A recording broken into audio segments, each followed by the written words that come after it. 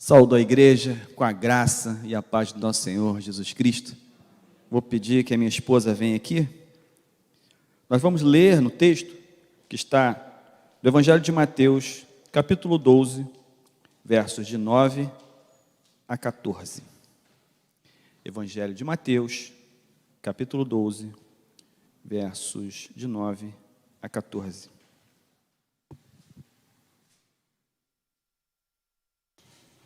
Diz assim a palavra do Senhor: Tendo Jesus partido dali, entrou na sinagoga deles. Achava-se ali um homem que tinha uma das mãos ressequida. E eles então, com o intuito de acusá-lo, perguntaram a Jesus: É lícito curar no sábado?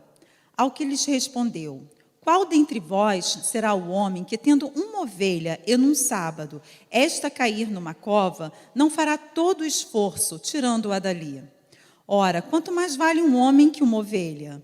Logo, é lícito nos sábados fazer o bem. Então disse ao homem: Estende a mão. Estendeu-a, e ela ficou sã como a outra. Retirando-se, porém, os fariseus conspiravam contra ele, sobre como lhe tirariam a vida. Vamos ficar de pé e pedir que o Espírito Santo nos dê a iluminação para nos alimentarmos desta palavra que o Senhor tem esta manhã para nos ensinar. Senhor Deus, nós te agradecemos por tua palavra, Senhor.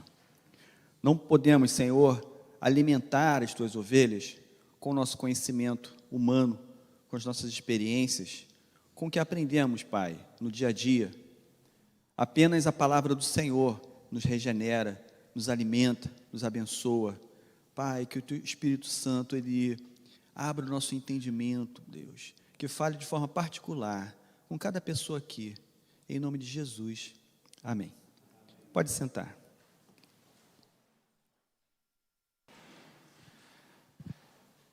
Eu servi o quartel. Quantos aqui serviram quartel na sua juventude? Um tempo bem interessante, né? Eu tive muitos amigos no quartel, e alguns desses amigos tinham, não necessariamente um problema físico, uma coisa aparente, que eu poderia associar por analogia, por simbologia, enfim, como uma mão ressequida, como algo que lhe impede de pegar, mas era algo que estava dentro do coração, algo na alma. Muitos de nós, às vezes, carregamos uma mão mirrada. Em outras traduções fala mão ressequida, vou falar mão ressequida, mão mirrada, e acaba sendo a mesma coisa.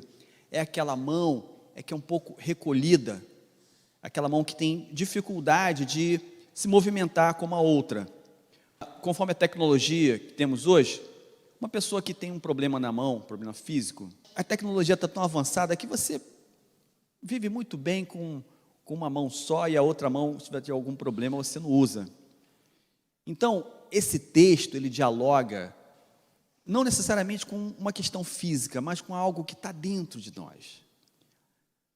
Quem sabe você carrega uma mão ressequida, representada através de uma frustração. Tinha um militar, na época que eu servi, que a patente dele era cabo. Então, ele fez prova para sargento, ele tinha um grande sonho de ser um sargento. E tinha capacidade para isso, se preparou, fez a prova e passou. Mas, nesse tempo, seu pai faleceu. Era ele, a sua mãe e 2 irmãs. E, a partir de então, essa família começou a precisar muito do dinheiro que ele ganhava no quartel, na sua patente como cabo. Ele tinha que ajudar em casa. E tinha que cuidar das suas irmãs, que eram pré-adolescentes. Sua mãe não dava conta de cuidar das 2 meninas e ainda sustentar o lar. Se ele fosse estudar passando no curso de sargento, fosse para a academia, ele ia ficar ausente. Ia ficar ausente do lar. Ia ter que viajar, né? Lá para, não sei exatamente qual é a cidade que os sargentos se formam, se estudam, mas ele ia ter que ficar fora de casa e a sua residência passar muitas necessidades. Então, o que ele fez? Renunciou ao seu sonho e cuidou da família. O tempo passou e ele continuou cuidando da sua família, e passou também o tempo em que ele poderia novamente fazer a prova. Não poderia mais fazer a prova. Esse militar, ele viu ao longo de sua carreira militar, seus colegas fazendo a prova de sargento, passando, depois passaram a suboficial, a oficial, enfim, e se reformaram como capitães. Ele teve que viver a vida toda como cabo, e triste por conta disso, muito triste. Toda a turma que entrava nova, ele conversava sobre isso, nos fez entender que ele carregava dentro de si uma dor, uma tristeza, uma mão mirrada, algo que o impedia de pegar o que desejava e ser feliz. Ele era muito triste por conta disso. E nesse mesmo quartel, conheci um outro sargento.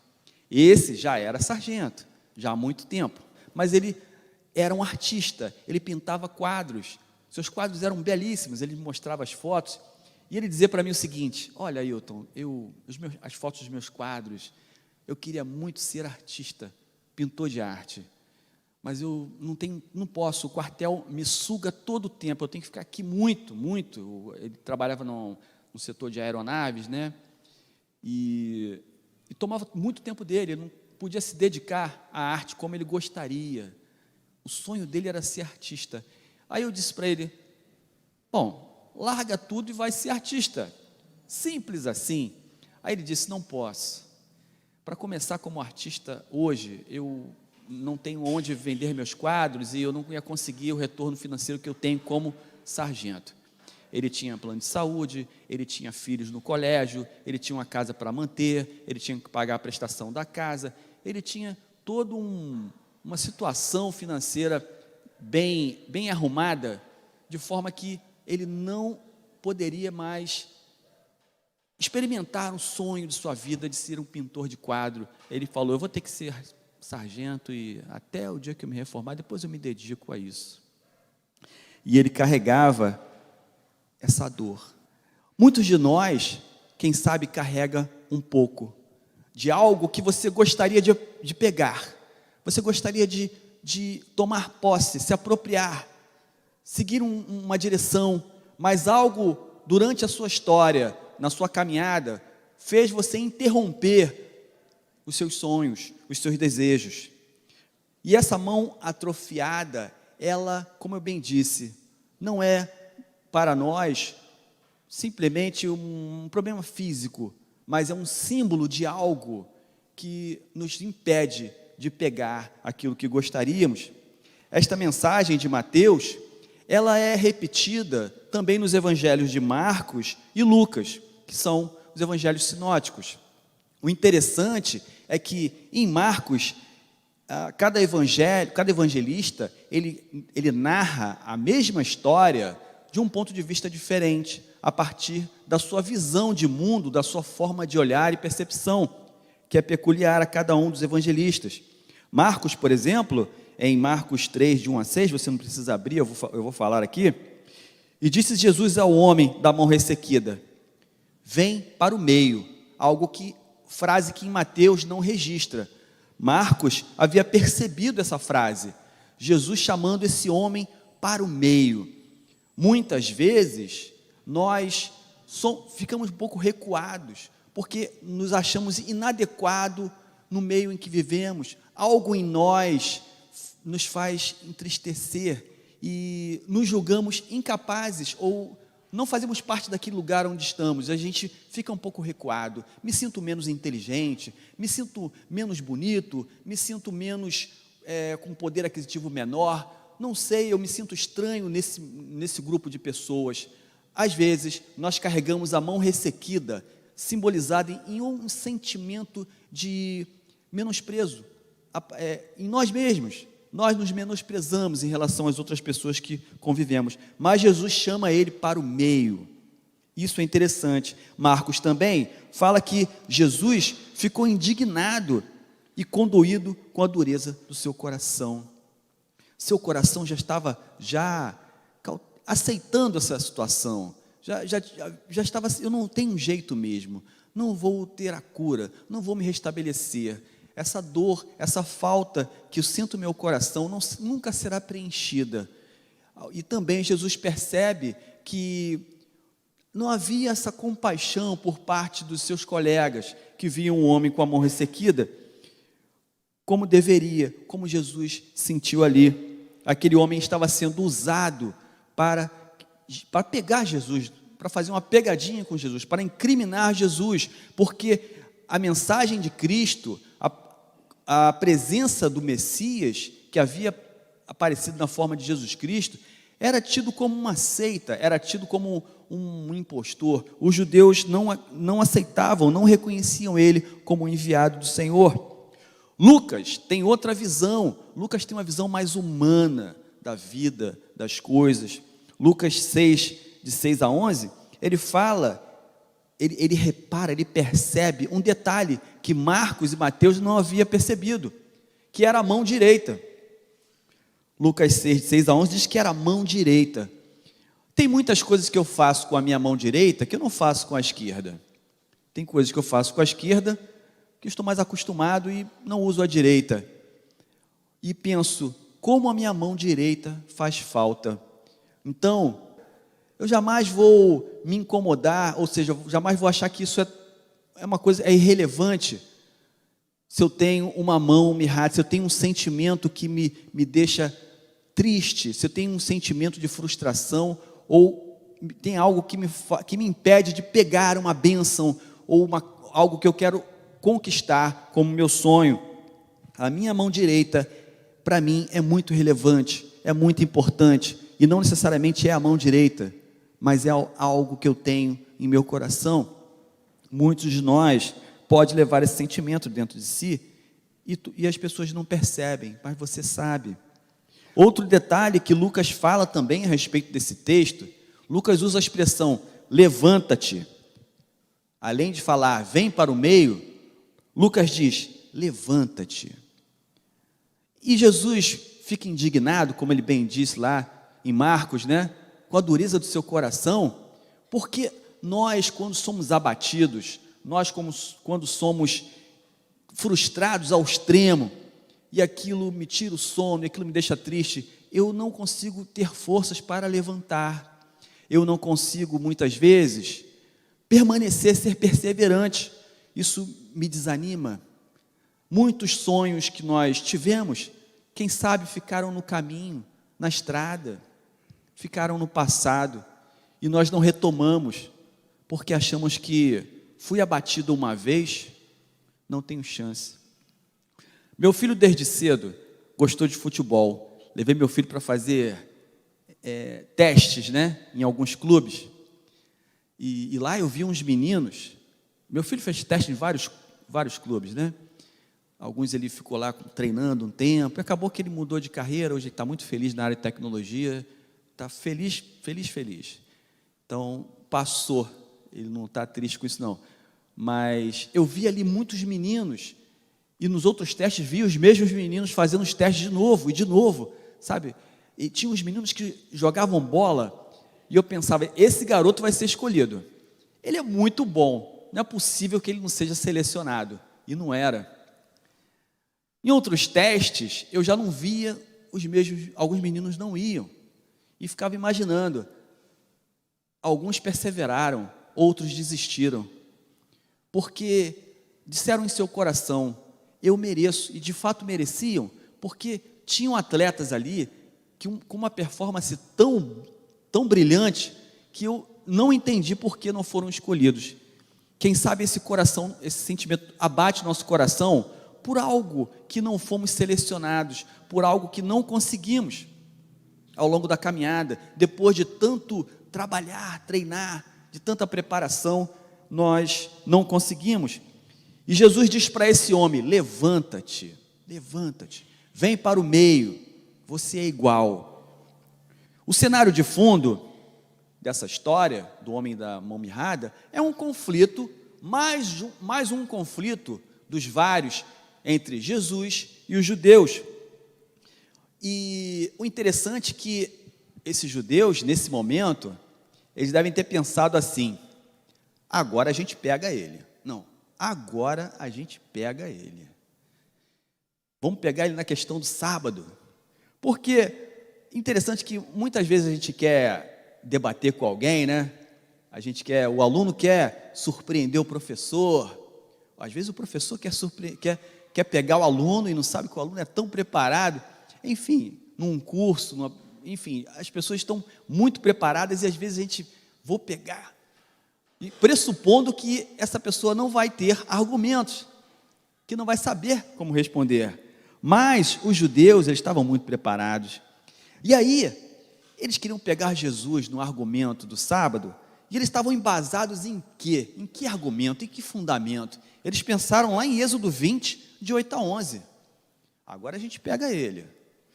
Êxodo 20, de 8 a 11, diz assim: lembra-te do dia do sábado para o santificar. 6 dias trabalharás e farás toda a tua obra, mas o 7º dia é o sábado do Senhor, teu Deus. Não farás nenhuma obra, nem tu, nem teu filho, nem tua filha, nem teu servo, nem tua serva, nem o animal, nem teu estrangeiro que está dentro das tuas portas. A palavra sábado é Shabat, né? O Shabat, ele significa o quê? Cessar, parar de fazer algo. É o descanso. E esse dia de descanso era um dia para que a pessoa tivesse o seu encontro com Deus, o seu tempo com Deus. Era o descanso. Mas Jesus não queria descumprir a lei. Ele não queria. Como bem diz ele lá em Mateus 5,17. Olha o que Jesus diz a respeito do que ele pensa, como ele vê a questão da lei.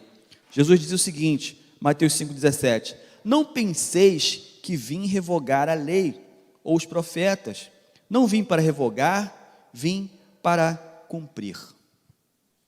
Agora complica. Se Jesus não queria revogar a lei, se Jesus ele estava curando um homem no sábado, e aí? E agora, Jesus? Como você sai dessa? Jesus tinha uma razão e um propósito, porque Jesus, ele é o Senhor. Primeiro aspecto, Jesus, ele é o Senhor do sábado, é a primeira coisa. Como diz lá em Mateus 12, 5, 8, ele diz assim: ora, não lestes na lei que aos sábados os sacerdotes do templo violam o sábado e ficam sem culpa? Pois eu vos digo, aqui está quem é maior que o templo. Mas se vós soubesses o que significa misericórdia quero e não holocaustos, não terias condenado inocentes, porque o Filho do Homem é o Senhor do sábado. E aí, Jesus pega eles, né?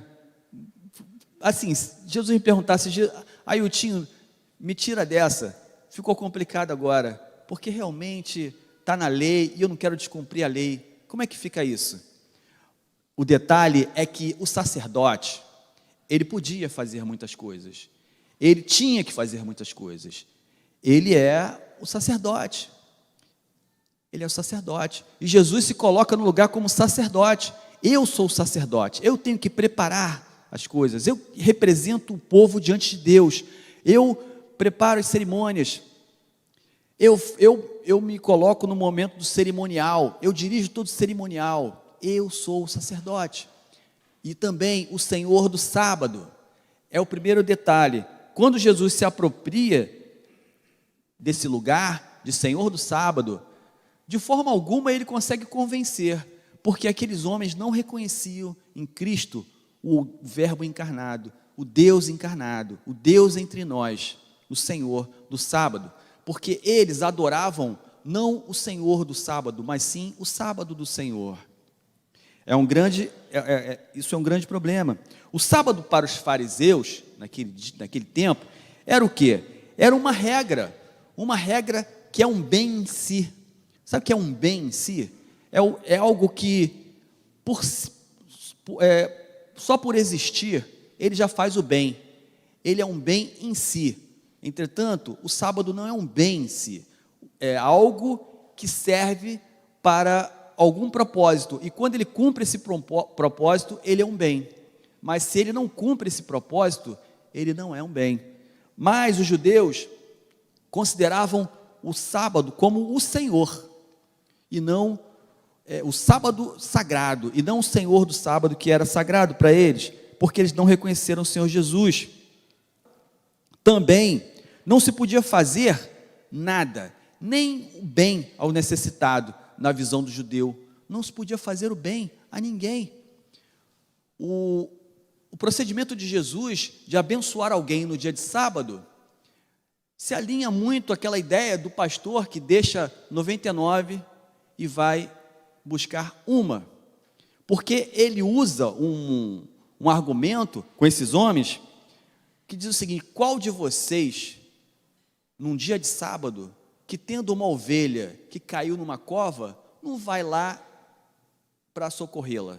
Porque, afinal de contas, em outras palavras, a ovelha é importante, a ovelha tem valor para vocês, é um patrimônio, é algo que vocês não querem perder, então se esquecem do sábado, porque em seus corações o que tem mais valor não é o cumprimento, ou atender o necessitado, ou fazer a vontade de Deus, mas sim mostrar que vocês têm valor diante da sociedade, que vocês têm que ser aceitos diante de Deus, que vocês são santos, vocês têm poder de autorredenção.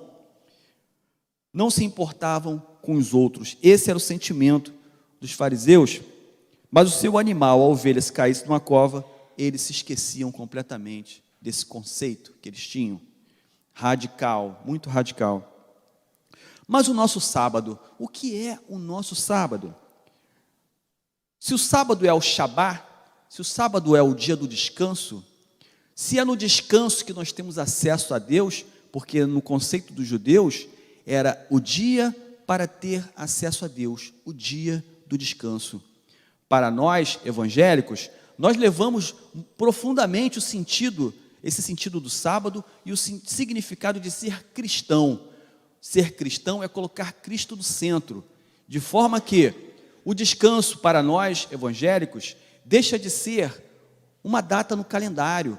O descanso, o nosso Shabá, o que nos liga a Deus, deixa de ser um dia, deixa de ser um período horário, mas nós convertemos a Cristo, nós nos convertemos a Cristo, e quando nós nos convertemos a Cristo, nós convertemos tudo a Cristo, nós convertemos nosso coração, a nossa vida a Cristo, e convertemos o tempo, e convertemos o dia da semana para uma pessoa. O descanso deixa de ser um dia e passa a ser uma pessoa. O descanso deixa de ser o calendário de sábado e passa a ser Jesus Cristo. Ele é o meu descanso, Ele é o meu dia de descanso. Qual é o teu sábado? O que é o teu Shabá? Meu Shabá é sábado. Não. Seu Shabá é Cristo. Qual é o seu Shabá? O meu Shabá é domingo. Não. Seu Shabá é Cristo. Não é segunda-feira, não é terça, não é quarta, é sábado. O teu Shabá é Cristo. Ele é o descanso para as nossas almas. Ele é o dia. Tudo Cristo. Isso é ser cristão. É converter. Converte a Cristo. É um dia lícito para cuidar de quem precisa. Sim, o sábado é um dia de cuidar de quem precisa. Que discordem aqueles judeus que estavam querendo incriminar Jesus, porque eles eram tão radicais que não podiam nem fazer o bem no dia do sábado. Imagina algumas pessoas que podem ter deixado de seguir uma carreira como bombeiro, médico, militar, porque essas profissões trabalham no domingo, né? E nós adotamos o domingo por quê? Porque Cristo ressuscitou no domingo. E se nós convertemos o nosso Shabá a Cristo, se Cristo ressuscitou no domingo, pode ser o domingo, meu dia do Senhor. Pode ser o domingo, o dia do Senhor. Entretanto, o apóstolo Paulo dizia bem para Timóteo, lá em 2 Timóteo 4,2, dizer para ele que pregues a palavra, instes a tempo e a fora de tempo, reguardas, repreendas, exortes com toda longanimidade e doutrina, a tempo e a fora de tempo. O meu tempo é Cristo, é todo o tempo, é o tempo todo. Então, essas profissões, como bombeiro, como enfermeiro, como médico, eles trabalham domingo, e aí eles não podem ser cristãos, eles não podem separar um dia para o Senhor? Ao exemplo de Jesus Cristo, que fez o bem naquele dia, eles precisam trabalhar, eles precisam corresponder às necessidades de uma sociedade que tem uma demanda, que tem a necessidade que ele trabalhe, às vezes, no dia do domingo e ajude pessoas, salve vidas e contribua de alguma forma com a sua profissão. Porque o seu Shabá, porque o seu descanso não é mais um calendário, mas sim uma pessoa, é Cristo. E ele glorifica Cristo através do seu trabalho, sendo um bom profissional e contribuindo para o bem de outros. E assim glorifica a Deus e abençoa as pessoas. E assim ele é um cristão. É um dia também de prazer e não de confinamento. É um dia de prazer, de alegria. Aqueles judeus estavam muito sérios, estavam muito radicais, pensando em regras e se gabando disso. Eu cumpro as regras, mas não é um dia disso. Mais um dia é mais um dia na presença de Deus. Esse era o sábado. O problema do homem da mão mirrada, vamos agora retornar à questão do homem da mão mirrada. Eu passei essa questão de sábado porque quando pregamos sobre o homem da mão mirrada ou ressequida, a gente passa direto sobre esse detalhe da acusação dos judeus contra Jesus Cristo. E eu não queria perder a oportunidade de explicar bem essa parte do sábado, que Jesus deu a ele o propósito e a sua finalidade, né? Mas os problemas do homem da mão mirrada, ele não tinha aparentemente a mesma deficiência, a mesma eficiência dos outros. É certo que se eu tenho um problema na mão, hoje em dia eu consigo viver muito bem, mas é claro que se eu tiver as duas, tem coisas que eu preciso das duas para pegar, tem coisas que eu preciso das duas. Jesus poderia ter se afastado daquele homem para evitar o problema. Ele sabia que haviam os judeus querendo incriminá-lo, buscando motivos para colocar Jesus diante do sinédrio e até matá-lo. Esse era o propósito. E Jesus poderia ter evitado isso. Ao passo que Jesus cura o homem da mão mirrada, Jesus adquire para si, simbolicamente, a doença dele, o problema dele, ou seja, na forma de conflitos. Jesus amplia ainda mais o conflito para ele. É como se ele dissesse: me dá a sua doença, eu vou levar para mim. A sua doença representa para você uma mão mirrada. Eu vou pegar o seu problema para mim, e em mim o seu problema se tornará mais conflitos, mais perseguição, maior pressão dos judeus contra a minha vida. E Jesus toma sobre si. Haja vista ele Isaías ter falado, né, que ele tomou sobre si as nossas dores, pelas suas pisaduras fomos sarados. Esse é Jesus, toma para si os nossos problemas. Mas Jesus manda esse homem estender a mão. Ao passo que ele estende a sua mão para Jesus, para ser curado, ele dá um passo de fé. E esse passo de fé, muitas vezes não é fácil. Eu posso dizer: irmão, você me contou o seu problema, eu quero dizer para você que basta você ter fé e acreditar em Jesus, confia nele. Para mim é fácil dizer isso, não estou na sua pele, não sei qual é a sua dor, não sei a sua mágoa, não sei que caminho na sua vida foi interrompido. Entretanto, é Jesus Cristo que fala com você, não sou eu.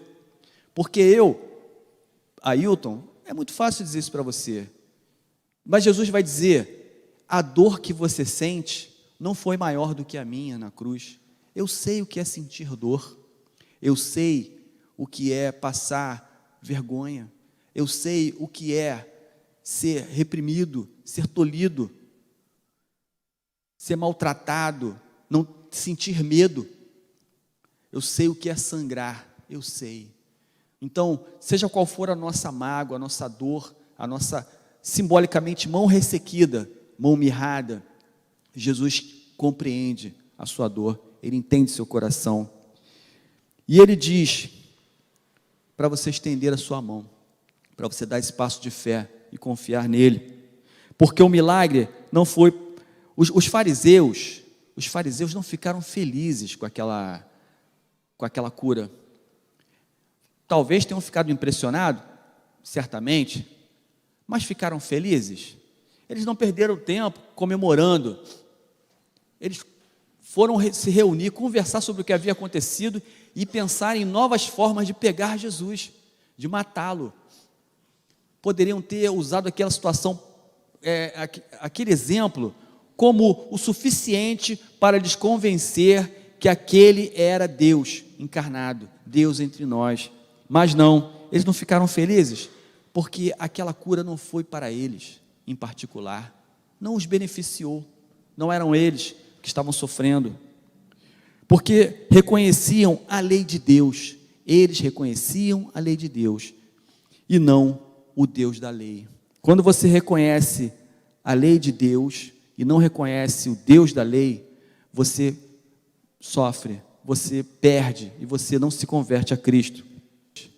Eu quero dizer para Deus, nesta manhã, que eu tenho uma mão mirrada, que eu já tive uma mão mirrada. Talvez você queira dizer para Deus que existe dentro de você algo que precisa ser curado, para que você possa seguir em frente, para que você possa conquistar, ser feliz, ter plenitude e poder voltar a sonhar. Você precisa dessa cura. Mas o que está mirrado pode ser uma coisa, tipo um complexo do passado. São frases que ficam quicando dentro da sua mente. Não vou conseguir, mas eu não vou conseguir. É muito difícil, eu não vou conseguir. Talvez você tenha dificuldade de concentração. Eu, quando era pequeno, já contei isso aqui, eu tinha dificuldade de concentração enorme, gigantesca. Ficava desenhando, né? A professora chamou minha mãe. Seu filho não presta atenção, seu filho só fica se distraindo o tempo todo. Aí eu fiz fono. Depois eu parei de fazer fono. Eu não sei se consertou. Eu não sei se eu melhorei. Acho que não sei. Acho que melhorei um pouquinho.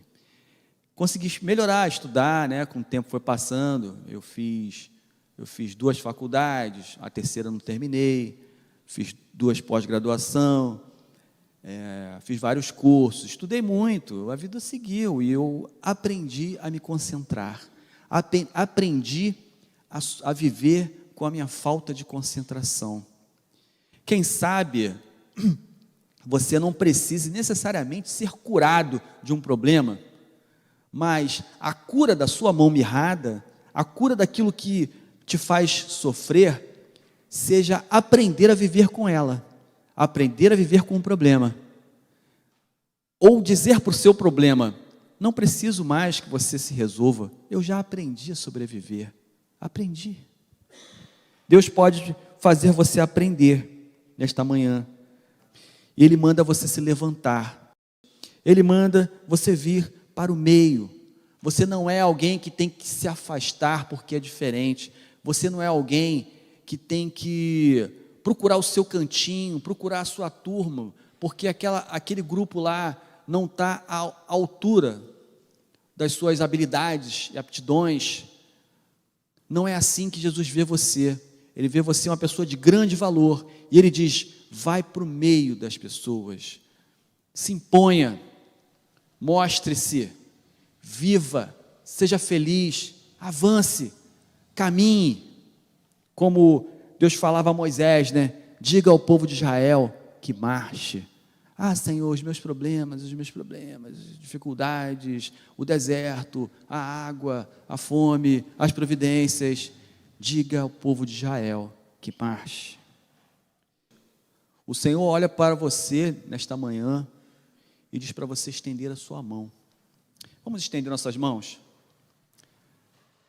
Vamos estender nossas mãos para o Senhor, simbolicamente, pensando naquilo que nos reprime, pensando naquilo que nos faz sofrer, pensando naquilo que nos traz dor, dos sonhos que eu já desisti, dos caminhos que ficaram no passado.